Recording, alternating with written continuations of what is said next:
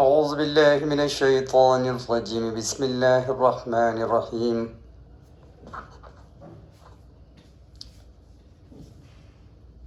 الحمد للہ الذی نحمده ونستعینه ونستغفره ونؤمن به ونتوکل علیہ ونعوذ باللہ من شرور انفسنا ومن سیئات اعمالنا من یهد اللہ فلا مضل له ومن يضلل فلا هادي له ونشهد ان لا اله الا الله ونشهد ان محمدا عبده ورسوله فأعوذ بالله من الشيطان الرجيم بسم الله الرحمن الرحيم ما ننسخ من آية أو ننسها نأت بخير منها أو مثلها ألم تعلم أن الله على كل شيء قدير ألم تعلم أن الله له ملك السماوات والأرض وما لكم من دون الله من ولي ولا نصير صدق الله المولانا العظيم۔ گزشتہ ہم نے جو دیکھا تھا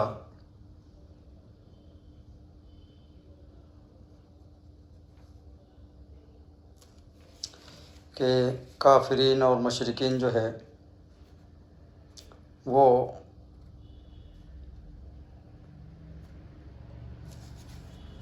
اہل کتاب ہونے کے باوجود قرآن کریم کی تمام اوصاف و صفات ظاہر ہونے کے باوجود کلام اللہ کی آیتوں سے انکار کیا کرتے تھے اور اس کی ظاہر ہونے سے گریز کرتے تھے۔ اب اس جگہ فرمایا جا رہا ہے کہ ان لوگوں کو جب اللہ رب العزت اپنے فضل و کرم سے اور بندوں کی سہولیات کے لحاظ سے، اپنی مخلوق کی سہولیات کے لحاظ سے اللہ رب العزت اپنے احکامات کے اندر تبدیلی فرماتے ہیں اور اپنے حکم سے یہ دنیا و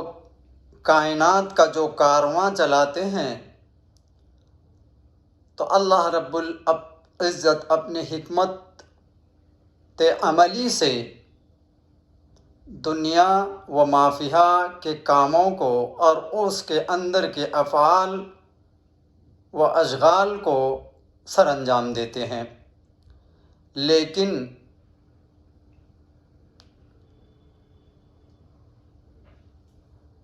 انسان کو اللہ تعالیٰ نے جو وجود میں لایا، وجود میں لانے سے لے کر کے قیامت تک کے اس کے حالات، اس کے اوقات کے مطابق تبدیل ہوتی رہی ہیں۔ آدم کا وجود جو جنت کے اندر وجود آدم علیہ السلام کا تھا، اور وہاں کے جو حالات اور قوانین ہیں وہ جنت کے لحاظ سے تمام قوانین حضرت آدم علیہ نبینا علیہ السلام کے اوپر وارد تھیں۔ جیسے ہی جنت چھوڑ نکل گئے اور دنیا کے اندر دخول ہوا، تو اب وہ احکامات جنت کے باقی نہیں رہیں گے، تو وہ جنت کے احکامات منسوخ ہو جائیں گے خود بخود، کیونکہ وہاں کے حالات سے، وہاں کے حیت قضائی سے آدم علیہ السلام نکل کر دنیا کی حالات اور ماحولیات کے اندر آئے، تو وہاں کے تمام چیزوں کی تبدیلیاں ہو جائیں گی۔ وہاں کے حالات سے لے کر آلات بھی تبدیل ہو گئے،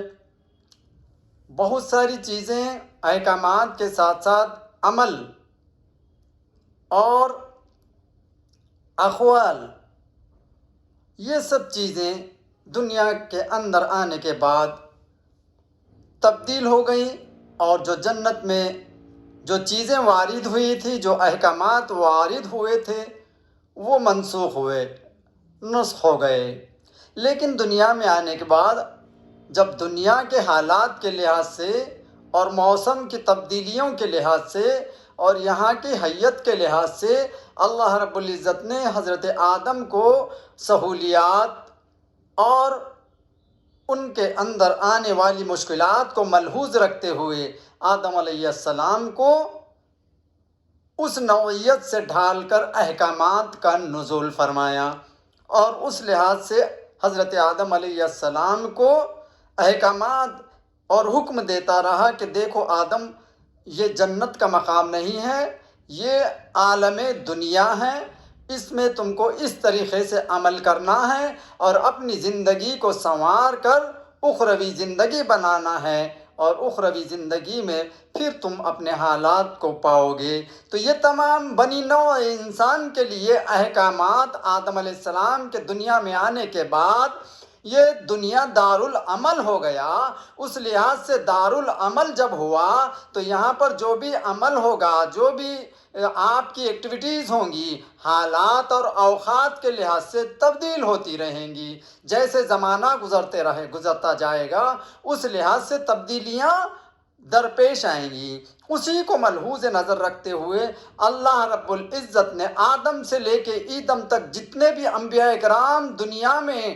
تشریف لائے ہیں، ہر نبی کو اس امت کے لحاظ سے احکامات کا نزول فرمایا اور اس کے لحاظ سے ان امتوں کو چلنے کی ہدایت فرمائی۔ حضرت آدم سے لے کر، نوح سے لے کر، شیس سے لے کر، ابراہیم علیہ السلام سے لے کر حضرت موسیٰ کلیم اللہ علیہ السلام تک کے جتنے بھی انبیاء کرام دنیا کے اندر آئے اور اپنے اپنے دور کے مطابق امتوں پر احکامات کو وارد فرمایا اور احکامات خداوندی کو لوگوں تک پہنچایا، وہ ان کے دور کے لحاظ سے احکامات الگ الگ تھے، یک جیسے نہیں تھے۔ اسی لحاظ سے جیسا کہ موسیٰ علیہ السلام کے دور میں جو شریعت موسوی چلی تو وہ عیسیٰ علیہ السلام کے دور میں حضرت موسیٰ علیہ السلام کی شریعت کو منسوخ کر دیا گیا،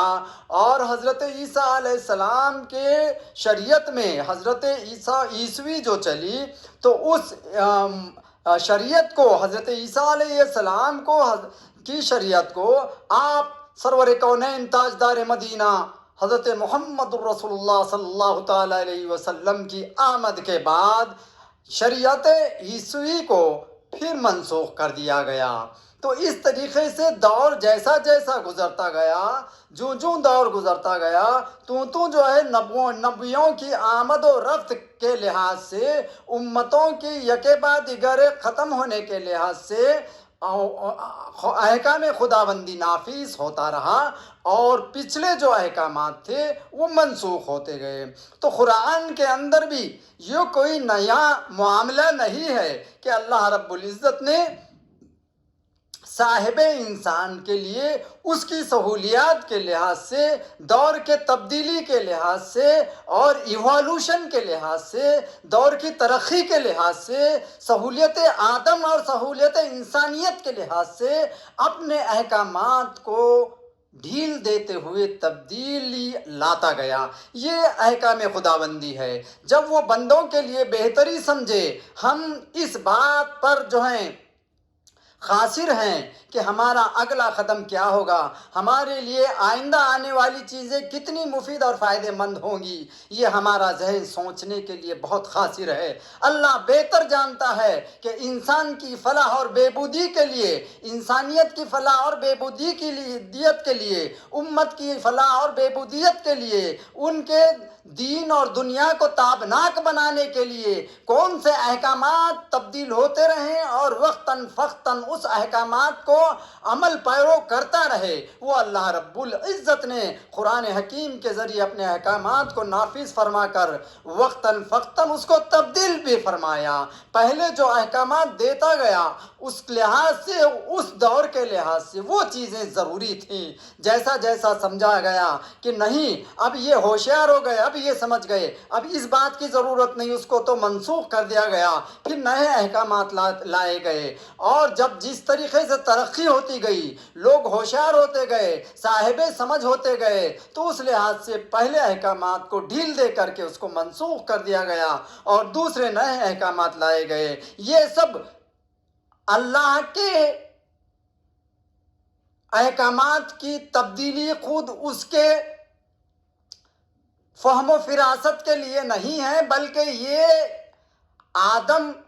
اور بندوں کے فلاح بہبودی کے لیے تبدیلی ہے، کیونکہ لا مبدل لکلمات اللہ، اللہ تعالیٰ اپنے احکامات کو، اپنے کلمات کو تبدیل نہیں کرتا۔ جو ہوا سو ہوا، جو زبان سے نکلا، جو احکامات نافذ ہوئے سو ہوئے، اور تبدیلی اگر ہوتی ہے تو وہ آدم کے فلاح اور بہبودی کے لیے، بندے کے فلاح اور بہبودی کے لیے۔ اگر اللہ رب العزت اپنے احکامات میں ڈھیل دے کر کے اس کو تبدیل کر کے انسان اور آدم کی فلاح بہبودی کے لیے تبدیل کرتا ہے، امت کی فلاح بہبودی کے لیے دور کے لحاظ سے تبدیل کرتا ہے، تو یہ اللہ رب العزت بہتر جانتا ہے، کیونکہ اسی میں ہماری بھلائی اور فلاح اور بہبودی ہوتی ہے۔ تو اس چیز کو حضرت آدم کو، بندوں کو ایکسیپٹ کرنا چاہیے، قبول کرنا چاہیے، اس کو اپنانا چاہیے۔ اسی لیے یہاں پر اللہ رب العزت نے وقت کے لحاظ سے کچھ آیتوں کو، قرآن کریم کی آیتوں کو منسوخ کر دیا گیا اور اس کی جگہ پر دوسری آیتیں نازل ہوئی، جو دوسرے احکامات نازل ہوئے۔ تو اسی کو فرماتے ہیں ما ننسخ من آیت او ننسیہا نأتی بخیر منہا او مثلہا الم تعلم ان اللہ علی کل شیء قدیر الم تعلم ان اللہ لہ ملک السماوات والارض وما لکم من دون اللہ من ولی ولا نصیر۔ جو آیتیں منسوخ ہوئیں، ما ننسخ، جب کوئی آیت ہم منسوخ فرمائیں یا بھلا دیں تو اس سے بہتر یہ ہے اس جیسی لے آئیں۔ اگر جب اللہ رب العزت کی جو آیتیں نازل ہوئی پھر اللہ تعالیٰ نے اس کو منسوخ کیا تو اس میں کچھ خیر ہے، بخیر منہا او مثلہا۔ اگر یہ تم سمجھتے ہو، یہ کافرین اور مشرکین اور منافقین سے مخاطب ہے اللہ رب العزت، اگر تم سمجھتے ہو کہ یہ منسوخ کرنے کی کیا ضرورت تھی، اللہ تعالیٰ نے ایک جو حکم دے دیا سو دے دیا، پھر منسوخ کیوں کیا؟ منسوخ اس لیے کیا کہ تمہارے لیے اس میں فلاح اور بہبودی ہے۔ اگر اس بات کے منکر بنتے ہو تو اللہ رب العزت ان کو چیلنج کرتے ہیں کہ اس سے بہتر اور خیر والی آیت لا کر کے بتائیں۔ الم تعلم ان اللہ علی کل شیء قدیر، جبکہ تم جو ہے تمہیں خبر ہے اس بات کی، تم بہتر جانتے ہو سب کچھ، کیونکہ یہ اللہ تعالیٰ ان تمام چیزوں کو کرنے کے لیے قادر ہے۔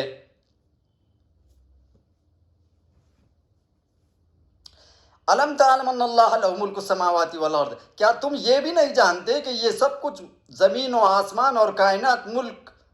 جو کچھ ہے سب اللہ ہی کے لیے ہے۔ وما لکم من دون اللہ من ولی ولا نصیر، اسی کے لیے بادشاہت ہے۔ وما لکم من دون اللہ من ولی ولا نصیر، اور اللہ کے سوا تمہارا نہ کوئی حمایتی اور نہ مددگار ہے۔ شان نزول، مشرکین اور یہود مسلمانوں سے کہتے تھے کہ کیا تمہیں تعجب نہیں کرتے کہ محمد صلی اللہ علیہ وسلم صحابہ کو آج کسی کام کا حکم دیتے ہیں اور کل اس سے منع کر کے دوسرا حکم دے دیتے ہیں۔ دیکھو، پہلے زانی کے لیے فرمایا فَزْهُمَا، کہ انہوں نے زبانی ایذا و ادوار، پھر اس کے خلاف حکم دیا کہ انہیں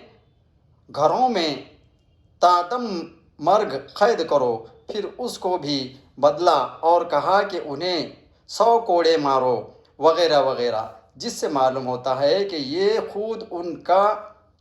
کام ہے کہ کبھی بے خبری میں کچھ کہہ دیتے ہیں اور پھر نادم ہو کر اسے بدلتے ہیں۔ اس کے جواب میں یہ آیت اتری۔ یعنی مشرکین،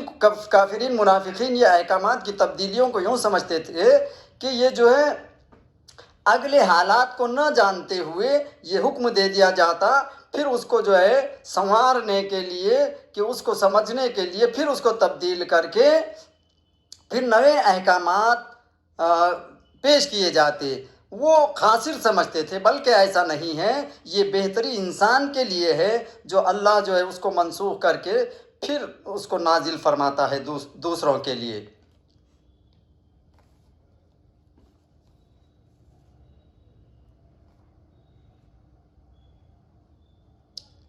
خلاصہ تفسیر: کفار اہل کتاب اور مشرکین جو کہ نسخ پر اعتراض کرتے ہیں، ان کو جواب دو کہ ہم جو بھی آیت یا جو حکم یا جو شریعت یا جو دین منسوخ فرما دیتے ہیں، یا تو اس کے صرف احکام بدل دیں گے مگر اس کا چرچا باقی رکھیں گے، یا بالکل اس کو بھلا ہی دیں گے اور اس کا چرچا بھی ختم فرما دے، تو اس سے اچھی آیت یا اچھا حکم یا اچھا دین بھیج دیتے ہیں، یا اس کی مثل کیا تم نے نہ دیکھا کہ دین موسوی منسوخ ہو کر دین عیسوی آیا، اور جو اس سے آسان تر تھا، پھر اس کے بعد دین محمدی صلی اللہ علیہ وسلم بھیجا گیا جو سب سے بہتر ہے۔ کیا تم نے خدا کی قدرت کو محدود سمجھ رکھا ہے کہ وہ ایک حکم کے سوا دوسرے سے کام نہ چلا سکے؟ نہیں، بلکہ وہ رنگ برنگ احکام بھیج کر اپنی قدرت کا اظہار فرماتا ہے۔ تم جانتے ہو کہ زمین و آسمان میں اللہ ہی کی بادشاہت ہے، اور ایسی مستقل بادشاہت ہے کہ اس کے سوا کوئی اور دوسرا بادشاہ تو کیا بندوں کا حمایتی اور مددگار بھی نہیں، مگر اس کے باوجود زمین و آسمان میں ہر وقت انقلاب اور حالات کی تبدیلی ہوتی رہتی ہے۔ ہر دن ایک نئے حال کا ظہور ہوتا ہے اور نئی شان کی جلوہ گیری۔ کون سی چیز ہے جس کو قرار ہے؟ اے یہودیو، اگر تم آیات کی تبدیلی سے قرآن کے کتاب اللہ ہونے کا انکار کرتے ہو، تو کیا حالات کے بدلنے سے جہاں کے ملک اللہ ہونے کا بھی انکار کر دو گے؟ کیا تم قرآن کی مخالفت میں ایسے اندھے ہو گئے ہو کہ اپنا اصل دین بدلنے سے اصل دین ایمان کو بھی کھو دیتے ہو؟ تو اس طریقے سے کافرین اور مشرکین کے ذہنوں کے اندر اصل جو ریاکاری اور مکاری بھری ہوئی ہے، وہ اس ریاکاری اور مکاری سے اور اپنے اندر کے تزلزل سے وہ مسلمانوں کو ستانے کے لیے ایسے سوالات کیا کرتے تھے، اور قرآنی آیتوں کے اندر اسی کے اندر سے کچھ نہ کچھ باتیں نکال کر مسلمانوں کو ٹونچ کر باتیں کیا کرتے تھے۔ ان احکامات کے حصول کے لیے جس طریقے سے مومنین نے آگے بڑھ چڑھ کر آپ صلی اللہ علیہ وسلم کے احکامات کو مشرکین تک پہنچایا، تو وہ یہ سن کر کے آگ بگولا ہو جاتے اور انہی پر سوال کر بیٹھتے کہ دیکھو آج کے دن ایک جو ہے احکام آیا تو کل بدل دیا گیا، پھر ایک احکام آیا پھر بدل دیا گیا، یعنی تم اس کے اوپر مستقل نہیں ہو۔ اس طریقے سے ان کے اوپر سوالات کیا کرتے۔ اللہ تعالیٰ سے دعا ہے کہ اللہ تعالیٰ ہم سبوں کو